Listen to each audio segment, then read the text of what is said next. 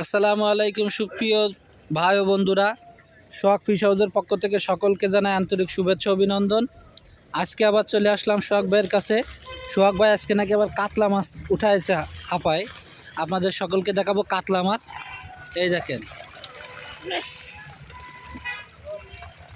এই যে ভাই দেখেন কাতলা, এই সেই কাতলা। ওরে বাপ রে বাপ, তো তো ফুট হয় 8 থেকে 10 কেজি। এই যে দেখেন কাতলা মাছ, এই যে কাতলা দেখেন, এই যে হ্যাঁ, এই যে কাতলা। এই মাছটা কেজিতে 8-10 টাকা মাছ। কেজিতে 8-10টা হচ্ছে। এগুলো কত করে কেজি বেচতেছেন ভাই? এগুলো কেজি বেশি 500 টাকা কেজি ভাই।